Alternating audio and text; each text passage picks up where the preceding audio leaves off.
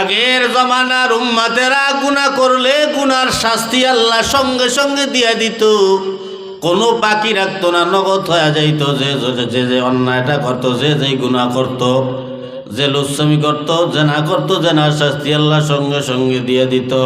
যে নামাজ পড়তো না তার সঙ্গে সঙ্গে শাস্তি দিয়ে দিত। সুদ খাইতো সঙ্গে সঙ্গে শাস্তি হয়ে যাইত। ঘুষ খাইতো সঙ্গে সঙ্গে শাস্তি হয়ে যাইত। চোখ অন্ধ কইরা দিত, না হাত অবাস কইরা দিত, না পা অবাস কইরা দিত, না হয় এক সাইড অবাস কইরা দিত, না হয় কোনো বিরল রোগে আক্রান্ত করত, না হয় এক এক সময় এক একটা রোগ আল্লাহ পাক দিয়া দিত, না হয় কোনো পশুর আকৃতি মানুষকে ধারণ করিয়া দিত। আল্লাহ কয়, নবী বলেন, আগের জমানার উম্মতদেরকে আল্লাহ পাক গুনাহ করার শাস্তিরা সঙ্গে সঙ্গে দিয়ে দিত। আমার উম্মতেরাও গুনাহ করবে, আমার উম্মতের গুনার শাস্তি যদি আল্লাহ সঙ্গে সঙ্গে দিয়া দেয়, আমি নবী লজ্জায় মুখ দেখাইতে পারবো না। আল্লাহ শোনার পরে, আল্লাহ তো সবই জানেন আর শোনেন, আল্লাহ পাক জিবরাইলের মাধ্যমে জানায় দেয়, জিবরাইল আমার বন্ধুকে জানাইয়া দাও, আপনার উম্মতেরা গুনাহ করবে, অন্যায় করবে সারা জীবন, তাদের শাস্তি দেওয়া দুনিয়াতে হবে না, আমি আল্লাহ তাদের শাস্তি আখিরাতে দিব, দুনিয়াতে তাদের কোনো নগদ শাস্তি দেওয়া হবে না। দুনিয়াতে তারা যত পারে অন্যায় করিয়া বেড়াও। আজকে দুনিয়ার নবীর যুবক উম্মতেরা ও মুরব্বী বাবারা, পর্দার অন্তরালের মা বোনেরা, আজকে বাইচে গেলা নবীর কথার কারণে।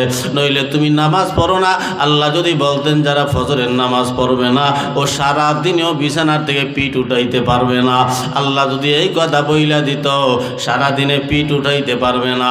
এরপরে যারা অন্যায় করিয়া বেড়ায়, যেই সমস্ত যুবকেরা লুচ্ছামি লম্বটি করিয়া বেড়ায়, ধরেন মোবাইল পাইয়া, আজকে জমানার মোবাইল পাইয়া এক ছেলে আর এক মেয়েকে মোবাইলে মেসেঞ্জারে ভাও করিয়া ফেলায়, মোবাইলে মেয়েটারে পগাইয়ে টকাইয়া, মানে দুষ্ট লোকের মিষ্টি কথা। একটা মেয়েরে পগাইলেন, মেসেঞ্জারে মেসেজ দিলেন, রাত্রিবেলা তোমার সাথে আমার সাক্ষাৎ হবে।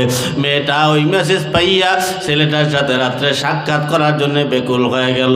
ওই মেয়েটা বাবা মায়ের চোখ ফাঁকি দিয়া, ভাই বেড়াদারের চোখ ফাঁকি দিয়া, বাড়ির মানুষের চোখ ফাঁকি দিয়া, রাতের গভীরে তাল গাছের তলায়, পুকুর পাড়ে, কদু গাছের বাগানে অথবা কলা গাছের বাগানের ভিতরে এই দুই ছেলে আর যুবক যুবতী এক জায়গায় হয়। রাতের বেলারা যখনই এক জায়গায় হয়, দুইজনের জেনায় লিপ্ত হইয়া যায়। একজন আর একজনের উপরে উঠে জেনায় লিপ্ত হয়। যখনই জেনায় লিপ্ত হয়, আল্লাহ যদি বলেন লাগিয়া যা, আগামীকাল সকালবেলা ফজর না হওয়া পর্যন্ত, লোকজন তোদেরকে না দেখা পর্যন্ত দুইটার একটাও সরতে পারবি না। এই আযাব যদি আল্লাহ পাক নাজিল কইরা দেয়, আজকে রাত্রি যদি আযাব নাজিল কইরা দেয় নগরকান্দা থানায়, আগামীকাল সকালবেলা যেগুলা জেনায় লিপ্ত হবে, আগামীকাল সকালবেলা লোকজন না দেখা পর্যন্ত এরা একটাও সারা পাবে না, দুইটায় দোনোটার সাথে লাইগা থাকবে। এই আযাব যদি আজকে রাত্রে আল্লাহ নাজিল কইরা দেয়, আগামীকাল সকালবেলা নগরকান্দা থানায় কি কোনো লুচ্চা ধরা খাবে? হ্যাঁ, তাহলে লুচ্চ সব জায়গায় আছে। বাংলাদেশটা ছাইয়ে গেছে এই লুচ্ছামিতে।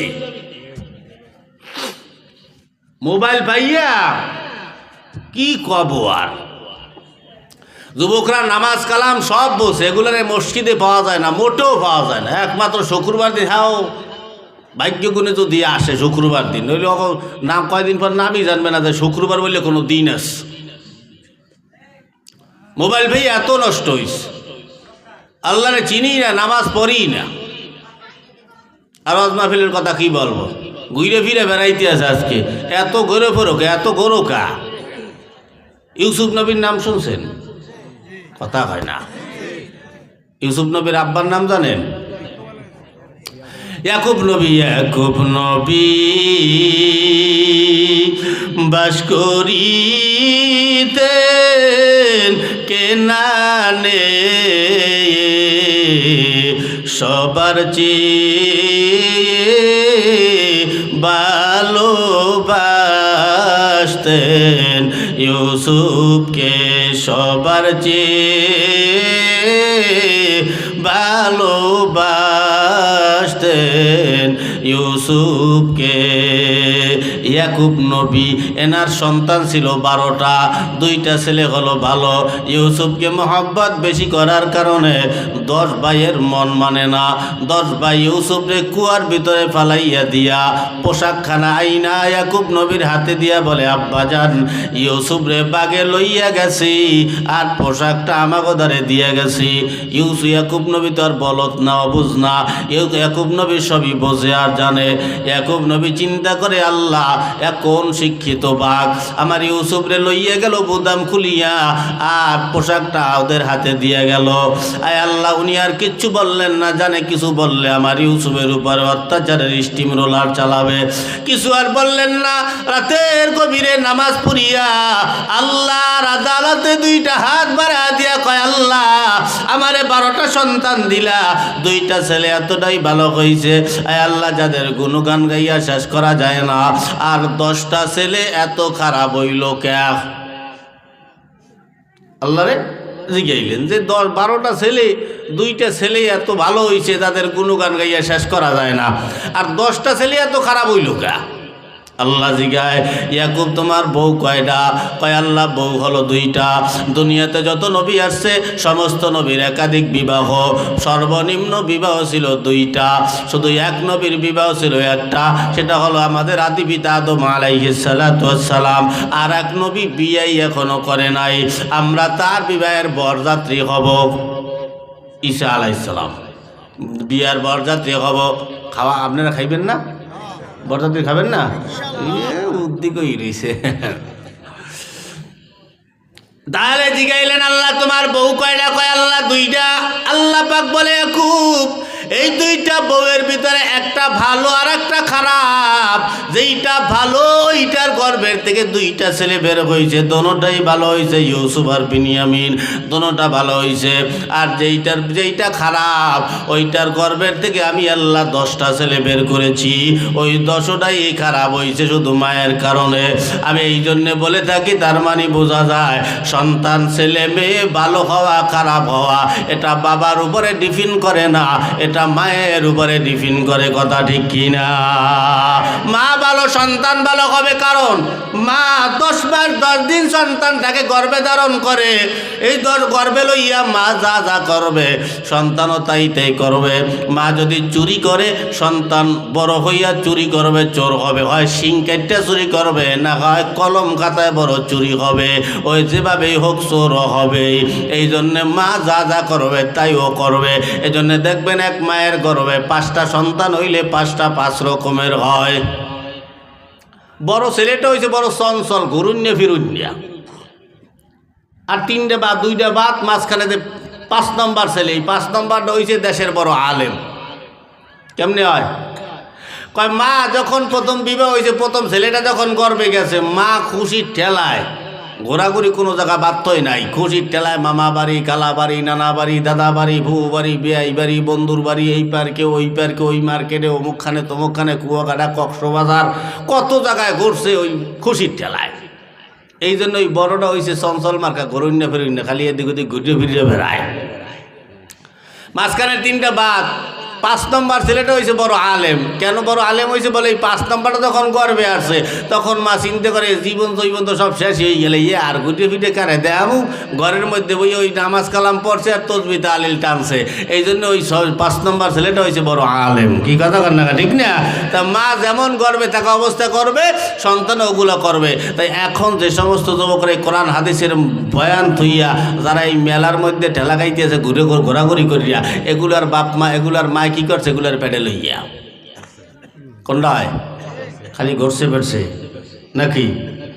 তা আমি যুবকদেরকে বলবো, যুবকরা এই পুরো দলিল দিয়ে দিলাম, যুবকদের বলবো, যদি তোমার মার এই বদনামের খাতার থেকে নাম সরাইতে চাও, 10 মিনিট পরে আমি আজ জাগাবো যে যুবককে কয়জন আইছে এই ময়দানে, দেখি দিয়ে আমি 10 মিনিট পরে হাত জাগাবো। আমার কোন যুবক ভাই দিনের খাতিরে হজের ময়দানে চলে আসে যে না মায়ের আর এই বদনামের ভিতরে রাখা যাবে না, দিনের মজলিসে গিয়ে হাজির হই, যদি আসে তাই বুঝবো ওর মা গর্বে থাকা অবস্থায় ওরে নিয়ে কোরআন তেলাওয়াত একদিন না হলেও একদিন করছে। কি কথা কন্যা ঠিক না? ভালো হইয়া যাও, আল্লাহর একটু ডাইকো, আল্লাহর নাম ভুইলে গেলা, আজকে আল্লাহরে চিনে না, নবীর সুন্নত তো মানি না, মাথার ভিতরে নবীর সুন্নত নাই। এমন কোন জায়গা আছে যেই জায়গায় নবীর আদর্শ নাই? সমস্ত জায়গায় নবীর আদর্শ, খাওয়ায় নবীর আদর্শ, নাওয়ায় নবীর আদর্শ, চুল কাটায় নবীর আদর্শ, চেহারায় নবীর আদর্শ, চলায় নবীর আদর্শ, তুমি যেথায় যাও না কেন ঘোরাফেরায় নবীর আদর্শ, তুমি যে কাজ করো না কেন নামাজে নবীর আদর্শ, নক্কাটায় নবীর আদর্শ, যে কাজেই যাও না কেন সব কাজেই নবীর আদর্শ আছে। প্রতিটা কাজেই যদি নবীর আদর্শ মাইনা চলো, বড় বড় বিজ্ঞানীরা খুঁজা পাইছে নবীর কোনো আদর্শের ভিতরে কোনো অপকারিতা নাই, নবীর প্রতিটা আদর্শের ভিতরেই হলো উপকারিতা। আজকে নবীর আদর্শ আমাদের মাথায় নাই, আজকে নামাজ পড়ি না, রোজা রাখি না, হজ করি না, যাকাত দেই না, আল্লাহরে ভুইলা গেলাম, নবীরও ভুইলা গেলাম, বাপমা ভুইলা গেলাম, নামাজের ধারে কাছেও যুবকদেরকে পাওয়া যায় না। এই যুবকরা অন্যায় অবিচার করিয়া বেড়ায়, সারা বাংলাদেশ এই যুবকদের অন্যায় অবিচারের কারণে আজকে ভূমিকম্প হইয়া বেড়ায়, আল্লাহ দুর্ভিক্ষ দেয়, শিলা বৃষ্টি দেয়, পাথরের বৃষ্টি দেয়, কোনো একদিন খবর চলে আসবে সারা বাংলাদেশে আগুনের বৃষ্টি হইতেছে। এ মুসলমান যুবক সন্তান, আজকে তুমি নামাজ পড়ো না, আল্লাহ শাস্তি দেয় না, কেন দেয় না? কয় নবীর কথার কারণে। আজকে তুমি লুচ্চামি করিয়া বেড়াও, আল্লাহ বলে কেন শাস্তি দেই না? বলে নবীর কথার কারণ, নইলে আমি তোমাদের দোনোটারে লাগায় দিতে পারতাম। আল্লাহ বলে তুমি হজ কর, তুমি সুদ খাও, তোমারে কেন শাস্তি দেই না? বলে নবীর কথার কারণ। ঘুষ খাও, কেন শাস্তি দেই না? দিতে পারি, কেন দেই না? বলে নবীর কথার কারণে দেই না। সবই আল্লাহ দেয় না, একমাত্র কারণ হলো নবীর সাথে ওয়াদা দেওয়া। নইলে আমরা যে অন্যায় অবিচার করিয়া বেড়াই, যে গুনার কাজ করিয়া বেড়াই, আল্লাহ যে কোনো মুহূর্তে আমাদেরকে ডুবাইয়া দিতে পারত, আমাদের যে কোনো মুহূর্তে শাস্তি দিয়ে আমাদের এক সাইড অবশ কইরা দিতে পারত। আজকে পাও লইয়া আমি চুরি করতে যাই, ডাকাতি করতে যাই, লুচ্চামি করতে যাই, আল্লাহ যদি বলতো এই পাও দিয়ে সামনে আর হাঁটতে পারবি না, কোনো লোক সামনে আগাইতে পারতো না। কি কথা কর না কা? সম্ভব ছিল? সম্ভব না। কিন্তু এই যুবকরা আল্লাহর চেনে না, মুরুব্বিরা পর্যন্ত যায় না নামাজে, জিগাইলে কিছু পারে না। এজন্য আমরা গাই মাঝে মাঝে, ওরে মাওলার নাম ডাকিবি কবে সময় গেলে, ওরে মাওলার নাম ডাকিবি কবে সময় গেলে। যুবক, তোমার একদিন যৌবন ফুরাবে, কাপন ধরবে। যুবক, তোমার একদিন যৌবন ফুরাবে, কাপন ধরবে। এই সাদের রঙে তেরে সময় গেলে, ওরে মাওলার নাম ডাকিবি কবে সময় গেলে। নাম ডাকছিলেন ইউনুস নবী,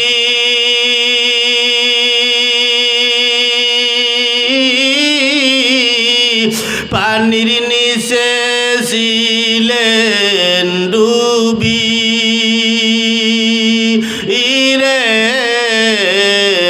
নাম ডাকছিলেন ইউনুস নবী, পানির নিচে ছিলেন ডুবি রে। ওরে মাছের পেটেও তাই কাছে, ওরে মাছের পেটেও তাই কাও নবী। ওরে মাওলার নাম বলিলেন না রে সময় গেলে, ওরে মাওলার নাম ডাকিবি কবে সময় গেলে তোমার একদিন যৌবন ফুরাবে কাফন ধরবে এই সাদের রঙে তেরে সময় গেলে সময় গেলে একটু জোরে বলা যাবে কি মারহাবা। আজকে যুবক নামাজ পড়ো না, শুইনা লাও। নামাজ আল্লাহর নবী আমাদের জন্য বাইচা থাকা অবস্থায় কানছে, মরণের সময়ও কানছে, মদিনায় শুয়া শুয়া এখনো নবী কাঁদে, আবার হাসরের ময়দানেও নবী আপনার আমার জন্য কানবে।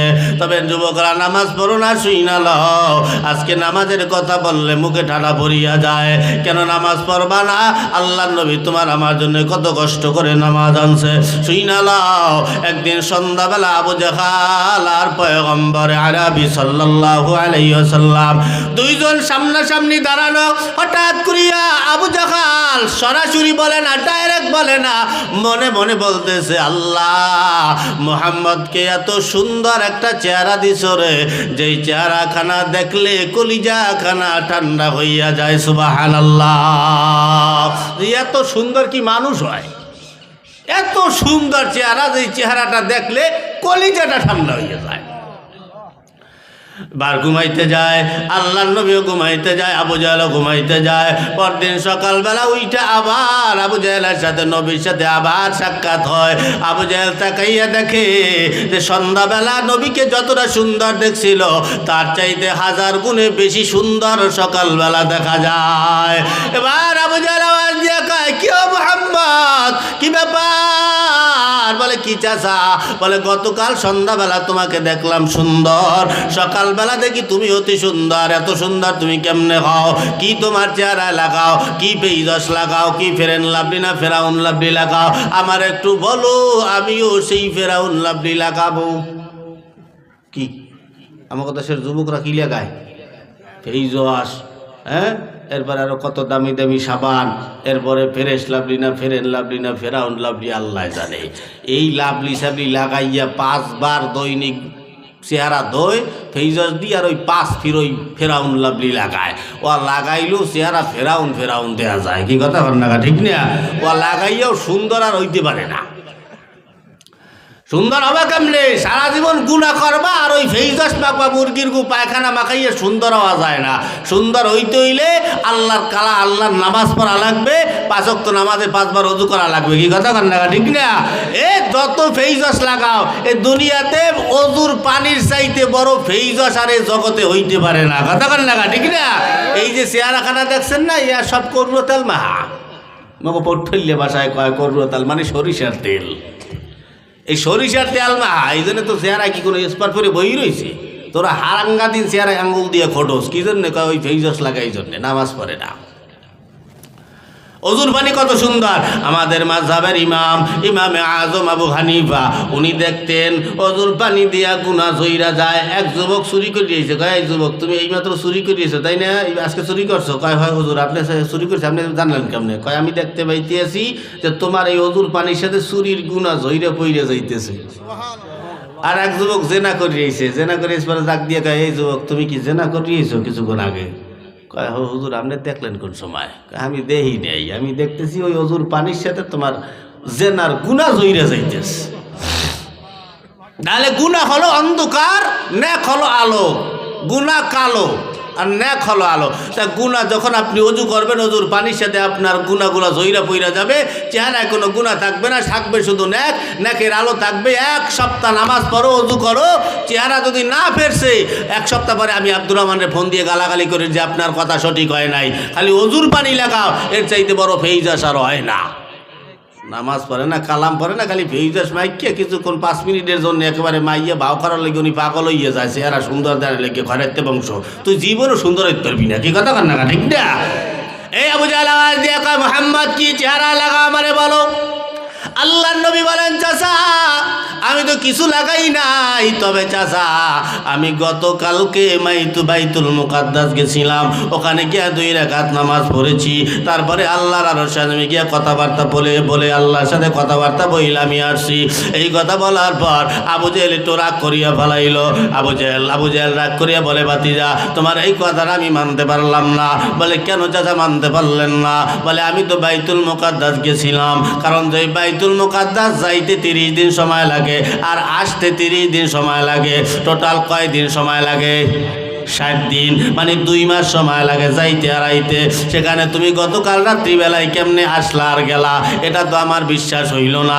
কাজী বাতিদা শুইনা লাও, এমনি তুমি আমার মাথা গরম কইরো না, তোমারে দেখলে এমনি আমার হিংসা হয়। বা আল্লাহর নবী বলেন, কেন চাচা আমারে দেখলে তোমার হিংসা হয়? বলে, শুইনালা মুহাম্মদ, কেন হিংসা হয়? কারণ এলাকায় তো তোমার কিছু ভক্তবৃন্দ তৈরি হয়েছে, আমি কয়েকদিন ধরে লক্ষ্য করছি, মানুষ তোমার বাড়ি যায় আমার বাড়ি আসে না, মানুষ তোমার কাছে যায় আমার কাছে আসে না, মানুষ তোমাকে সম্মান দেয় আমাকে সম্মান দেয় না, মানুষ তোমাকে সালাম দেয় আমাকে সালাম দেয় না। এই জন্য আমার বড় হিংসা হয়। আমি তোমাকে এলাকা সারা কেমনে করবো সেই সুযোগ খুঁজতেছিলাম, কিন্তু সুযোগ আমি পাই না, সুযোগ হয় না। আজকে মনে হয় সুযোগ পাইয়ে গেলাম তোমার এই কথার কারণে। বলে, কি কথার কারণে? বলে, এই যে কথাটা বললা বাইতুল মুকাদ্দাস গেছো আর আসছো, এই কথাটা দুনিয়ার কোনো মানুষ বিশ্বাস করবে না, কারণ যেই জায়গায় যাইতে আর আসতে সময় লাগে 2 মাস, সেখানে 1 রাইতের ভিতরে সম্ভব না। কাজে আজকে যে কথাটা বললা আমারে পাগল বুঝাইও না, এই কথা দিয়েই তোমার ভক্তবৃন্দগুলাকে তোমার বিরুদ্ধে লিলাই দেব, এরাও তোমার এই কথাকে বিশ্বাস করবে না। এই কথা বলার পর বলে, তোমার যে ভক্ত আল্লাহর নবীর ভক্ত হলো আবু বকর, ওসমান, ওমর, ওসমান আলী, এরা হলো আল্লাহর নবীর ভক্তবৃন্দ। এবার বলে যে তুমি যে কথাটা বললা এই কথা আবু বকর বিশ্বাস করবে না, ওমরও বিশ্বাস করবে না, কাজে এদেরকে দিয়ে আমি তোমাকে তাড়াবো। এবার আবু জেহেল রওনা দিলেন। আবু জেহেল দৌড়াইতে গেলেন আবু বকরের বাড়ি। আবু বকরের বাড়ি দিয়ে দরজায় নক দিলেন। আবু বকর দরজা খুইলা দিল। আবু বকর দরজা খোলার পর তাকে দেখে আবু জেহেল দাঁড়ানো। আওয়াজ দিয়ে কয়, কি ও আবু জাহাল, কি ব্যাপার, তুমি কেন আসলা? এই কথা বলার সঙ্গে সঙ্গে আবু জেহেল ডাক দিয়ে কয়, আবু বকর। বলে, কি হয়েছে? কয়, মুহাম্মদ একটা পাগল। আবু বকরের মেজাজ গরম। আবু জেহেলের বাচ্চা, শালা এই শালা না কস কি রে? আবু বকর এমন ধমক দেশে, ধমকের ঠেলায় আবু জেহেল 10 হাত পিছনে গিয়ে দাঁড়াইছে। একটু জোরে বলা যায় আল্লাহু আকবার। তাহলে নবীর আশেকের পাওয়ার, আমার নবীর গালি দেবে আর আশেক নরম হয়ে বই থাকবে, এরকম আশেক নবী তৈরি করে নাই। কি কথা কর না, ঠিক না? আবু জেহেল ডাক দিয়ে কয়, কি আবু বকর, তুমি তো নরম, তুমি এত গরম কে? এলাকায় যদি কোনো মানুষ নরম থাকে দেখবেন, ওই মানুষটার যদি কেউ একবার চেতায়, ওই মানুষটা দেখবেন পুরো এলাকা শুদ্ধ কিন্তু কাঁপায়। পরে দোকানঘাটে 4 দোকানে বই আলোচনা করে যে এই নরমটারে গরম করলে কেটা, কি কয় না। তাই সমস্ত সাহাবীদের মধ্যে সব থেকে নরম সাহাবী কেটা? আবু বকর। আবু বকরই ঠিক আছে। আবু জেহেল আওয়াজ দিয়া কয়, কি আবু বকর, তুমি তো এত চেতার পাটি না, তুমি কেন এত রাইয়া গেলা? আবু বকর আওয়াজ দিয়া কয়, তুই আমার নবীরে পাগল বইলে গালি দিবি, আমার নবীরে ছাগল বলবি, যখন যা মনে চায় তাই বইলে গালি দিবি, যখন যেটা মনে চায় সেইটা করবি, আমার নবীরে লুচ্চলম্পট বলবি, আমার নবীরে সন্ত্রাস বলবি। এই কথাগুলো নবীর কোনো আশেকরা শুই না চুপ থাকতে পারে না, ঠিক কিনা? যেখানে পাবা নবীর দুশ্মনগুলো করে মাইরা মাটির মধ্যে চাপা দিয়ে দিতে হবে। এই কথা কর না কা? আমাকে বাংলাদেশে আছে ওই নবীর দুশ্মন কিছু ধরা খাইলে যুবকরা কয়েকখান কিল ঘুষি দিয়ে পুলিশের হাতে দিয়ে দেয়। আরে পুলিশের হাতে দেবা কিসের জন্য? মাং সাব্বা নাবিয়ান ফাকতুলু, নবীর দুশ্মন করে কতল করা ফরজ, আরে ডাইরেক্ট মারিয়ে ফেলাবা। ওরে যেখানে বাবা যে নবীর দুশ্মন যদি খবর পাইছো, আরে ডাইরেক্ট কিলেইয়ে ঘুষিয়ে লাইতি মুইতি সব পাড়াই পড়াই মারিয়ে ফেলাবা। এরপরে পুলিশে ফোন দেবা যে স্যার এখানে একটা লাশ আছে, এই লাশটা নিয়ে যান। পুলিশ যদি জিজ্ঞেস করে এটা কিসের লাশ বা কার লাশ, আপনি তখন ডাইরেক্ট বলবেন এটা নবীর দুশ্মনের লাশ। কথা বল না কা? ডাইরেক্ট নবীর দুশ্মনের লাশ। আমার কথা, সে কিছু নেতা আছে এই খাতা বালিশ, এরা আইয়া আবার একটু ট্যাকেল দেয়, খবরদার মারিস না, পুলিশের হাতে দিয়ে দে। তুমি কসুর নেতা হইছ? নেতা হইলে নেতার মতো হইতে হবে। তোমারও নবী আমারও নবী, তোমার নবীর দুশ্মন নবীর গালি দিছে, তুমি ডাইরেক্ট বলবা যে তোরা আমার নবীর দুশ্মন, পিঠেই মারিয়ালা, এদিক দিয়ে প্রশাসন যা করে সব আমি বুঝবো আনে, তাহলে তুমি আবার নেতা। কি কথা কর না, ঠিক না? উনি আর নেতা হইতে উনি খাতা বালিশ হই বই 2টা ভোট পাওয়ার আশায়। এই যুবকরা ওখানে খারাই রইছুকা এখানে আসো ওয়াজ করি যুবক লইয়া নারীদের পর্দা লইয়া, যুবকরা যদি না পাই, যুবকরা আসে কি আশা আছে আল্লাহ জানে। তা কয়টা বাজে? 8:15 বাজে গেছে। সবাই আল্লাহ অল্প সময়ের ভিতরে যতটুকু গুনাহগান যায় আসে নবীর উম্মতেরা। এবার আল্লাহর নবী আবু বকরের আবু বকর বললেন, আবু জাহাল ফাল কথা কবি না। আবু জাহাল ডাক দিয়া কয়, তাই আমি ওরে পাগল কব না, তাই কব কি? বলে কেন, কি জন্যে বলবি? কয় তাই মোহাম্মদ কয় কি? বলে কি কয়? বলে মোহাম্মদ বলে গতকাল রাত্রিবেলা নাকি বাইতুল মুকাদ্দাস গেছে আর আইছে, আর সে আজিমও গেছে। তাহলে পাগল মার্কা কথা কইলে পাগল বলবে না কি করবে? বলে এ কথা কি বলছে? বলে যেই বাইতুল মুকাদ্দাস যাইতে 30 দিন সময়, আসতে 30 দিন সময়, আমি তো চিনি, আর উনি নাকি গতকাল রাত্রে গেছে আর আইছে। এরকম কথা বললে আমি কি করব? কে বলছে এই কথা? মুহাম্মদ নিজে কি বলছে? আবু বকর বলেন। এবার আবু জাহাল বলে, আমি এই মাত্র মুহাম্মাদের সাথে কথা বইলে এই মাত্র আসলাম, মুহাম্মদ নিজের মুখে এই কথাগুলো বলছে। আবু বকর আওয়াজ দিয়া কয়, যদি মুহাম্মাদুর রাসূলুল্লাহ নিজের জবান দিয়া বইলা থাকে তাহলে এই কথায় কোনো সন্দেহ নাই, সন্দেহ নাই, সন্দেহ নাই, 100% সত্য বলছে। সুবহানাল্লাহ। ওখান থেকে আবু বকর হইয়া গেল সিদ্দিক রাদিয়াল্লাহু তাআলা আনহু। আবু জাহালের চেহারাটা কালা হয়ে গেল টপ করিয়া। যখন কিছু মানুষ আসে আরে আসুক শরম দিলে দেখবেন মুখটা কেমন জানি একটা ফ্যাকাশে হয়ে যায়, ঠিক না? আবু জাহেলের মুখটা ভেজাল। আবু জাহেল আওয়াজ দিয়া কয়, আবু বকরের কাছে আসাটাই আমার একেবারে বেহুদা, পান্তাবাত হয়ে গেলে। এবার আবু জাহাল মুখ বাজার কইরা চইলা যায়। এদিক দিয়ে আবু বকর, ওমর, ওসমান, আলী বড় বড় সাহাবীদেরকে ডাইকা নবীর এই মেরাজের ঘটনা বললেন। ওমর আওয়াজ দিয়ে আবু বকর, আল্লাহর নবী আল্লাহ অবশ্যই আমাদেরকে কিছু দিয়ে দিছে, না হয় আল্লাহর নবী আমাদের জন্য কিছু নিয়ে আসছে। এই কথা বলার পরে চলো নবীর দরবারে গেলেন। নবীর দরবারে হাজির আল্লাহর নবী। এবার আওয়াজ দিয়ে ওমর আওয়াজ দিয়ে কয়, ইয়া রাসূলুল্লাহ, আমাদেরকে কি আল্লাহ কিছু দেয় নাই? আল্লাহর নবী বলেন, ওমর অবশ্যই আল্লাহ তোমাদেরকে দিছে ভালোবাসা, আমিও তোমাদের জন্য নিয়ে আসি। ওমর আওয়াজ দিয়া কয়, ইয়া রাসূলুল্লাহ, কি আল্লাহ আমাদেরকে দিছে? আল্লাহর নবী বলেন, ওমর, আল্লাহ তোমাদেরকে ভালোবাসা 5 ওয়াক্ত নামাজ দান করছে। সুবহানাল্লাহ। ওমর আওয়াজ দিয়া কয়, আল্লাহ যদি আমাদেরকে ভালোবাসা দেয় তাহলে আমরাও আল্লাহর এই হুকুমকে ভালোবাসা পালন করব, কোনো দিনও অমান্য করব না। ওমর আওয়াজ দিয়া কয়, ইয়া রাসূলুল্লাহ, কখন কিভাবে কিরকম আদায় করব, কেমনে নামাজ পড়বো, কয় ওয়াক্ত পড়বো আমরা তো জানি না। আল্লাহর নবী বলেন, ওমর একটু বসো, আমি তোমাদেরকে বয়ান কইরা শোনাবো, তাফসীর ব্যাখ্যা কইরা। আমি যেমন আপনাদেরকে বয়ান কইরা শোনাইতেছি, আল্লাহর নবী ও সাহাবীদেরকে সামনে বসাইয়া স্টেজে বসে বয়ান কইরা তাফসীর কইরা সাহাবীদেরকে শুনাইছে। যখনই আল্লাহর নবী খুতবা আরম্ভ করবে এমন সময় আবু জাহেল, উতবা, সাইবা, আবু সুফিয়ান বড় বড় কাফের লিডাররা আল্লাহর নবীর দরবারে আইসা ডাক দিয়ে কয়, ইয়া মুহাম্মদ, তোমার সাথে আমাদের কিছু কথা আছে। এই কথা বলার সঙ্গে সঙ্গে মজলিসে ওমর, আল্লাহর নবী বয়ান আরম্ভ করবে, ওমরের মেজাজটা টাস করে গরম হয়ে গেল।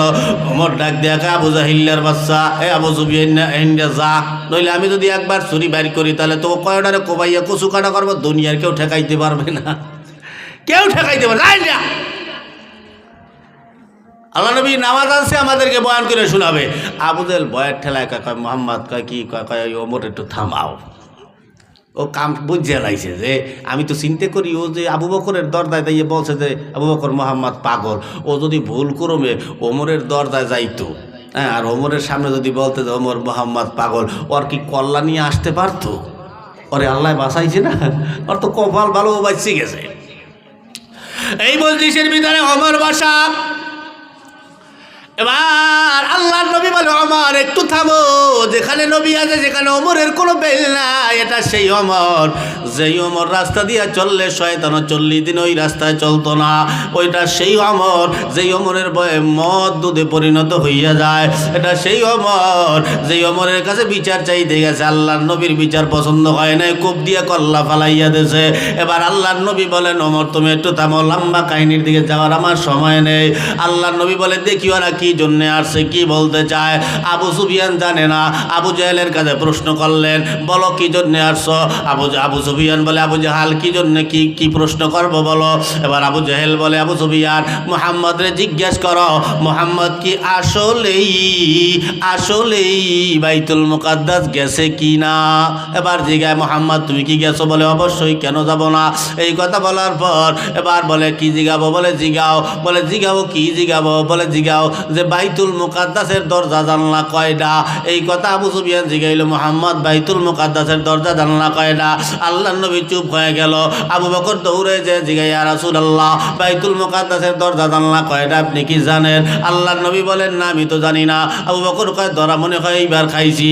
ও মুসলমান, আমার নবীকে বেজার হইতে দিবেন না কখনো। কে জোরে খান, আল্লাহ বেজার হইতে দেবেন না, মুখ মলিন হইতে দেবেন না। আবু জেহেলের অভ্যাস ভালো না, আবু জেহেল খালি খোসেই। কেমনি আর এই এলাকায় দিয়ে তাড়াবো? এই আবু জেহেল মার্কা কিছু মানুষ, কিছু মুসল্লি আমাকে দেশে আসে না নাই? হুজুর দেখলেই খালি খোসে। দেখবে তো উরি আল্লাহ, ওই দেখ দেখ দেখ দেখ হুজুরে আডে কেমন দেখছো, উরি আল্লাহ আডার স্টাইল দেখ কোন বাড়িতে নি খাইয়েছে, পেট খান দেখতে কি করিস, কি কয় না, মানে ওর জলে হুজুরের পেট দেখলো ওর জলে। তোর বাড়ি খাইছে, ও জীবনে খাওয়ায় নাই হুজুর, ওর জলে খাবে। এরপর আবার হুজুরের ডাকবে, হুজুর এদিকে আসেন, আবার একটু সিট মুছিয়াও দেয়, হুজুর এখানে বসেন। হুজুরে বইছে, হ্যাঁ আর কোনো কথা নাই। আর প্রথম কথাটাই ওই জিনিসটা শুরু হয়েছে, হুজুর খান তো পরের বাড়ি, টেড্ডা তো বান্না স্যাড্ডা কত পেট খান তো বানাইছেন মাশাল্লাহ। তোর কি হুজুরের পেট হয়েছে, তোর সমস্যা কি? তোর পেটে তো বড় খাইয়ে কদেই তো হুজুরের মানুষের বাড়ি খায় না, হুজুরের রেজেক রাখছে আল্লাহ হয়নি। তোরে তো মানুষের জোতাই দেও ফিরে না, কি কথা কর না, ঠিক না? হুজুরের নেয় খাওয়ায়, আবার পকেট ভরে হাদিয়াও দিয়ে দেয়, দোয়াও চায়, তোরে তো নেয় না। হুজুরের কোনো কিছু আর ভালো লাগে না। হুজুরের টাকা পয়সা, হুজুরের টাকা নিয়ে কি করে? আকাম করে। হুজুরের টাকা নিয়ে করে নাকি? এই যে আপনাদের কাছ থেকে টাকা পয়সা নেয়, চাই করে কি করে? এই যে মাদ্রাসা করে, এই মাদ্রাসা করে, আমার মতন এরকম ছাত্র তৈরি করে। এই দেশ বিদেশ দেখেন, এই আপনাদের 10 টাকা 20 টাকা 50 টাকা 10,000 500 1000 1 লাখ এরকম টাকা দেন আপনারা। কেউ 10 টাকা দেয়, কেউ 10,000 দেয়, কেউ 10 লক্ষ টাকা দেয়, কেউ পেঁয়াজ দেয়, কেউ রসুন দেয়, কেউ ধান দেয়, কেউ চাউল দেয়, কেউ তেল দেয়, কেউ তরকারি কিনে দেয়। এই আপনাদের টাকাগুলো নিয়ে আমার মাদ্রাসায় মনে করেন 50 জনের উপরে খাইয়ে তিন মেয়া খাওয়াই, কে আপনি খাওয়ান যাইয়া। হুজুররা কি দেয়, হুজুররা কি দেয় বোঝেন না? এই যে ছাত্ররা ফিরি খায়, কে খাওয়ায়? আপনি খাওয়ান, আমার চালাইতে ওগুলা, এই হুজুররা চালায়। আমি তো সারা জীবন সব মাদ্রাসায় পড়ছি ফিরি, বোর্ডিংয়ে ফিরি গাইছি আমি। আমার বাপ গরিব, না খাইয়ে বহুত দিন মাদ্রাসায় গেছি। আজকে আপনার কাছ থেকে নেই, ওই গেলে 10 টাকা 20 টাকা ওই এতিম ছাত্রদের হাতে দিলে একখান হাসি দিয়ে আইয়ে সালাম দেয়, একখান হাসি দিয়ে যখন দৌড় দেয়, আল্লাহর আরশ পর্যন্ত খুশি হইয়া যাবে। ওটা আমার জন্য খুশি হয় না, ওটা আপনার জন্য খুশি হয় যে আপনি 10 টাকা দিয়েছেন, আপনার 10 টাকা অমুকে দেশে 10,000, অমুকে দেশে 5,000, অমুকে দেশে 20,000, ওই 20,000-এর লাগে এই 10 টাকা অমুকের 10 টাকা অমুকের 20 টাকা সব মিক্সার হইয়া এরপর একটা বোর্ডিং চলে। ওই বোর্ডিংয়ের আপনার ওই 10 টাকার ডাইলের পানি খাওয়া বক্তা হইলাম আমি আব্দুর রহমান। যত বড় বড় বক্তা দেখেন, এটা খালি দুনিয়াতে না উম্মতের ফেরিওয়ালা। আপনাদের জন্য খালি দুনিয়াতে কানবো না, আখেরাতেও আপনাদের পাশে থাকবো ইনশাআল্লাহ, আখেরাতেও থাকবো। তা আমাকে দেবেন না দেবেন কাকু, হুজুর খান তো মানুষের বাড়ি, টেড্ডা তো বান্না, তুই খাও না কাজাই গিয়া, তুই দি গোলামি করিয়ে টাহা আনো। সরকারের গোলামি করা লাগে না? যারা সরকারি চাকরি করে তাও তো সারের পাওটাও চারটে চুটে পুষছে টুচে কত কিছু, ঠিক না? তোর হারাম তো খায় না হুজুরে। তাই হুজুরগো টাকা পয়সা দেবেন না, দিয়ে যাইবেন কই? মনে করে অনেকে দান চাইলে মনে করে কি দান দিলে খয়রাতি যাবে। দান করলে মানুষ খয়রাতি হয়? হ্যাঁ, মন থেকে দান করতে হয়। যা করবেন একবারে আল্লাহর জন্য দিয়ে দেবেন। আজকে এখান দিয়ে ঢুকবেন, ওই যেই এখানে কালেকশনের ব্যবস্থা নাই, কালেকশনের এখানে ব্যবস্থা নাই, হুজুরে বলছে কালেকশনের ব্যবস্থা নাই। তবে ওই যে ওই দরজার সামনে রিসিভ নিয়ে বসা আছে। আপনাদের এদিকে তো পেঁয়াজ হয়, পেঁয়াজ হয় না? অনেক পেঁয়াজ হয়, রসুন হয়, ধান হয়। যে যেটা পারবেন মন থেকে দিয়ে যাবেন, মন থেকে দিয়ে যাবেন। আল্লাহর উপরে একটাই ভরসা রাখবেন যে আল্লাহ এটার বিনিময় আজকের দানটাই যেন আপনার কাল কিয়ামতের নাজাতের উসিলা হইয়া দাঁড়ায়। 1000 দিন দান করবেন কিন্তু কবুল হবে একদিন। ঘটনা মনে পড়ছে না বললেও পারি না। এক লোক মারা গেছে, মারা যাওয়ার পরে আল্লাহ ডাক দিয়েছে, বান্দা এদিকে আয়। আসার পরে ডাক দেয়া কয় কি? আল্লাহ কয় তুই সোজা জাহান্নামে যা। বান্দা ডাক দিয়া বলে আল্লাহ আমি কেন জাহান্নামে যাব? বলে তোর আমল নামায় কিচ্ছু নাই। বলে কিছু নাই মানে? দুনিয়াতে কোটি টাকার মালিক ছিলাম আমি, তাতে কি হয়েছে? গিয়াতে তুমি আমার দেশো, আমিও অমুক জায়গায় একটা মাদ্রাসা করে দিয়েছি নিজের টাকা দিয়ে, 1.5 কোটি টাকা খরচ গেছে আমার টাকা। অমুক মসজিদে 10 লাখ দিয়ে আসছি, অমুক এলাকায় বিধবা মহিলার আছে তাকে কাপড় চোপড় দিয়ে আসছি, দান দিয়ে আসছি, অমুক এলাকায় গরিব মাদ্রাসার ছাত্ররা পড়ালেখা করে ও কোরআন শরীফ কিনে দিছি, এরপরে পোশাক বানাই দিছি, কত কিছু করছি আল্লাহ। অমুক এলাকায় মানুষ চলতে পারে না, সাক্কা দিয়ে চলে, আমি একটা ব্রিজ বানাই দিছি নিজের টাকা দিয়া। এটা এই যে সমাজ কল্যাণ এত দান সদকা করলাম, এত লক্ষ লক্ষ কোটি কোটি টাকা দান করলাম, হ্যাঁ, তাই আমার দানগুলো গেল কোথায়? আল্লাহ কয় একটা দানও আমি আল্লাহর জন্য হয় নাই, তাই একটা দানও কবুল হয় নাই, সব ভাঙ্গা। কয় কি আল্লাহ, একটা দানও তো লক্ষ লক্ষ টাকা আমার দান করাটা একেবারে ফাও হয়ে গেলে না? ফাও ফাতালে আমার দান করে লাভটা হইলে কি? তাই আল্লাহ কি এখন কি জাহার নামে যাওয়াই লাগবে? আমি যাইতে পারবো না জাহার নামে, তোর যাওয়া লাগবে। তা আল্লাহ এখন তো এত টাকা পয়সা আমি বেহুদা আপনার রাস্তায় দান করে দিয়া, দান তো আমি আল্লাহর জন্য করো না, এই জন্য হয় নাই। যেহেতু তোমার নামে হয় নেই দান, তাই আল্লাহ আমার টাকা কয়টা আমার দিয়ে দাও, আমি জাহার নামে চলে যাই। আল্লাহ আল্লাহ কি দেবে ওটা? কয়টা আল্লাহ এখন জাহার নামে যাবো কেমন লাগে? আল্লাহ কয় বান্দা আমি আল্লাহ তো আছি, এত চিন্তা করো কা, তবে তোমার একটা দান আমি আল্লাহ কবুল করছি। কয়টা? কথা কয় না রে, একটা দান করছে কয়দিন? 1000 দিন, কিন্তু কবুল হয়েছে কয়দিনের? 1 দিনের। এখন আর কৌতূহল জাগলো, আল্লাহ কোন টাকাটা কবুল হইলো আমার? 10 কোটি না 10,000 না 10 লাখ না 10 টাকা, কোনটা কবুল হইলো আমার? তো একটু জানতে মনে চায়। আল্লাহ আওয়াজ দিয়া বলে বান্দা, অনেক সময় দেখবেন বড় লোক কিন্তু খেওয়া কাটতেই ঠেকিয়ে যায়, কারণ খেওয়ার ভাড়া হইল 2 টাকা, আর বড় লোকের পকেটে আছে 1000 টাকা নোট, 2 টাকার দ্বারা নাই। ওই ওই ওই খেওয়া এলাকায় তোরে নেব না, তুই যা ভাই, পাও ধরছি আবারে নেই। এই বড় লোকের এরকম ঠেকে যায়, তো তোর টাকা আছে অনেক, কিন্তু একদিন রাস্তা দিয়ে চলার সময় হঠাৎ ওর পেটে প্রচণ্ড ক্ষুধা আল্লাহ দিয়ে দিয়েছে, এতটাই ক্ষুধা লাগছে এখন ও না খাইলে ও হাঁটতে পারতেছে না। পকেটে হাত দিয়েছে, হাত দিয়ে দেখেছে পকেটে আছে মাত্র 10 টাকা, অথচ কোটি টাকার মালিক। 10 টাকা লইয়ে কী করা যায়? যে সামনে একটা হোটেলের দোকান আছে, হোটেলে সিঙ্গারা পুরি বেছে, চিন্তা করলো হোটেলে ঢুকলে 2 পিস সিঙ্গারা 1 গ্লাস পানি খাইলে মোটামুটি পেটটা ঠান্ডা হবে, বাড়ি পর্যন্ত আটকে যাওয়া যাইবে। এই চিন্তা করিয়া উনি হোটেলের দিয়ে রওনা। হোটেলে ঢোকার আগে আগে পাশের থেকে আর এক লোক দৌড়িয়ে আইসা ক্ষুধার্ত, উনি এই জায়গায় ভাই আমি 3 দিন ধরে কিছু খাই নাই, আমার যদি 10টা টাকা দেন 2 পিস সিঙ্গারা খাইয়ে পেটটা একটু ঠান্ডা করতাম। ও চিন্তায় পড়ে গেল, আল্লাহ আমি মাত্র একক তো ভাত খাই নেই, তাতে আমার পেটের মধ্যে গাড়ি চালায়, আর ও খায় নাই 3 দিন ধরে। আল্লাহ তাহলে ওর কি অবস্থা? আমার তো বাসা বাড়ি আছে, বাড়িতে গেলে খাইতে পারবো। ও কোথায় না কোথায় থাকে, পাগল ছাগল মানুষ, রাস্তাঘাটে কোথায় পাইবে না খাওয়ান দাওয়ান। যা আজকে লাগে এই অক্তটাও না খাইলাম, কষ্ট করে বাড়ি গেলাম, 10 টাকা তোরে দিয়ে দিলাম। ওই 10 টাকা দিয়ে দেছে ওরে, ওই 10 টাকা নিয়ে হোটেলে 2 পিস সিঙ্গারা 1 গ্লাস পানি খাইয়া আল্লাহর আদালতে হাত 2টা বাড়ায় দিয়ে দোয়া করছে। আল্লাহ কয় ওই দিন ওই 10 টাকা দিছিলি, ও দোয়া করছিল, ওই 10 টাকা আমি আল্লাহ কবুল করছি, ওই 10 টাকার উসিলায় তোর সব দান কবুল কইরা তোকে মাফ কইরা জান্নাতি বানায় দিলাম। সুবহানাল্লাহ। দান করবেন 1000 দিন, কবুল হবে কয় দিন? ওই 10 লক্ষ হইতে পারে, 10 টাকা হইতে পারে, আবার 1 বস্তা পেঁয়াজও হইতে পারে, ঠিক নাই? কিন্তু কোনোটা দুনিয়াতে পাওয়ার আশা করেন না। যে আল্লাহ দুনিয়াতে না হইলেও আখেরাতে কিন্তু এটার প্রতিদান পাওয়া যাবে, এটা 100, কিন্তু আল্লাহর জন্য থাকতে হবে। আজকে আশা রাখি আপনারা এলাকার ভিতরে মানুষ যারা আছেন, আগামীতে আল্লাহ যদি বাঁচায়, হুজুরে দাওয়াত দিয়ে রাখছে প্রতি বছর যেন আমি এখানে আসি, যেহেতু সময় কম, বড় বড় মুরব্বীরা এখানে আছে আমার উপরে, এদের জবান দিয়ে সুন্দর ইলমি বয়ান এবং আমলি বয়ান আপনারা শুনবেন। আমি তো নগণ্য গুনাহগার, অল্প সময় দিলাম আপনাদের কাছে এখানে, তাই কাজে এই মাদ্রাসার প্রতি নজর রাখবেন। আস্তে আস্তে যেন এই মাদ্রাসাটা আপনাদের এলাকার যত কবরবাসী আছে, প্রতিটা কবরবাসীর জন্য যেন নাজাতের উসিলা হইয়া যায় এই মাদ্রাসা। কারণ মাদ্রাসার তলবে এলেমরা রাস্তা দিয়ে যাবে, সূরা সকালবেলা হাফেজে কোরআনরা সবক মুখস্থ করতে করতে লজিন বাড়ি যাবে, সবক মুখস্থ করতে করতে বাজারে যাবে, আবার ওখান থেকে সবকটা পড়তে পড়তে পড়তে পড়তে মাদ্রাসায় আসবে, নইলে তো হুজুরে পাশা বাড়াই বাই যাবে, পড়তে পড়তে যাবে আর আসবে। রাস্তার আশেপাশে যত কবর থাকবে আল্লাহ প্রতিটা কবরের আযাব 40 দিনের জন্য মাফ করে দাও। সুবহানাল্লাহ। এগো খাওয়াইবেন না, খাওয়াইবেন কাগো? আপনি আটলে তো আপনার বাপ দাদা কেউরে মাফ করেন আল্লাহ, আপনি হাঁটলে আরো আজাব দেয়, কারণ তোমার গালে দাঁড়িয়ে নাই, তুমি পড়ো না নামাজ, পায়খানা করে সস্তে পারো না। যদি জিগাই ঢিলেগুলো কয়টা লইতে হয় তা জানবেন না, যদিও জানেন, যদি জিগাই কোনটা কোন দিকে টান দিতে হয় তা জানবেন না, কোনটা কবেন আপনি।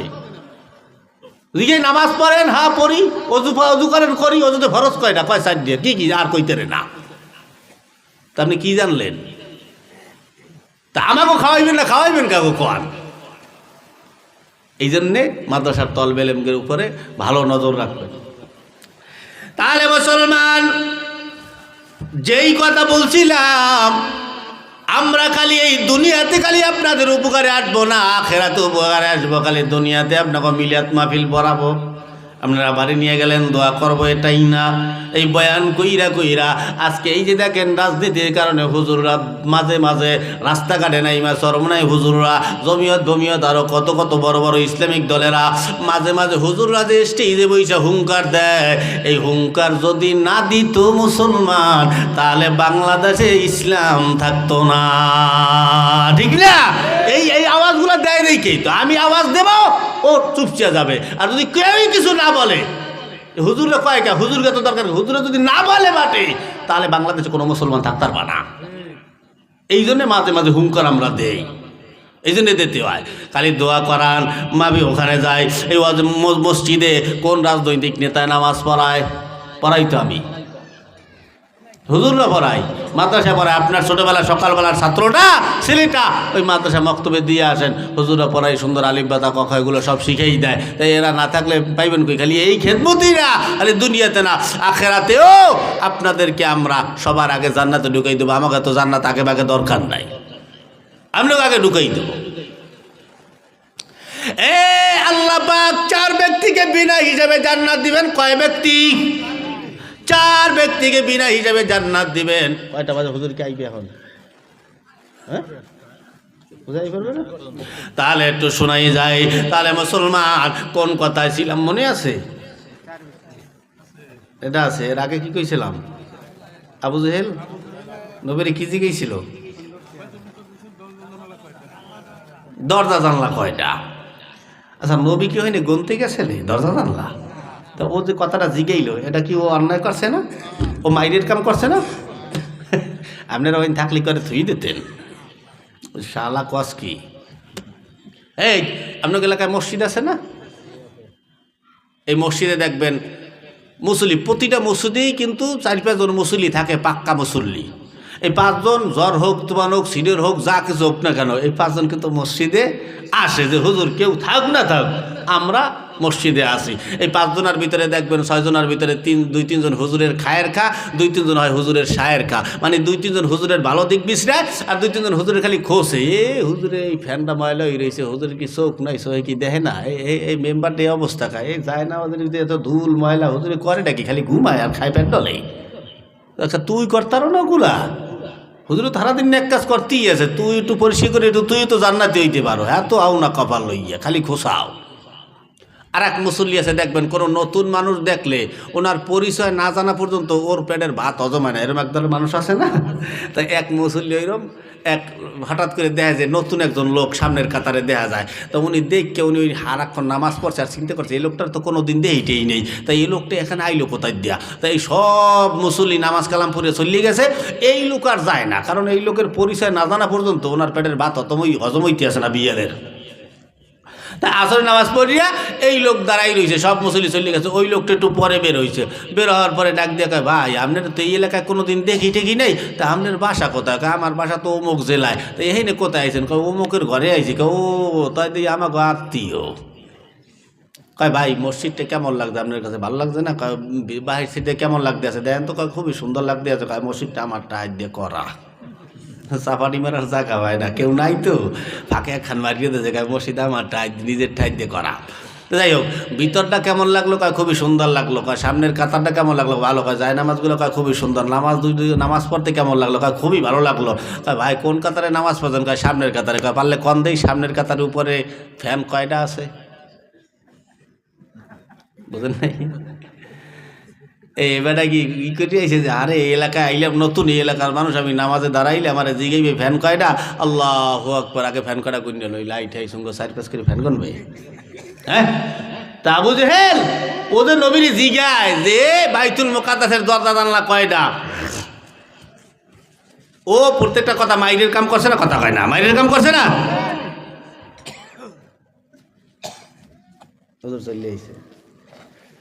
দোয়া চাই, দয়া চাই। আসসালামু আলাইকুম ওয়া রাহমাতুল্লাহি ওয়া বারাকাতুহু।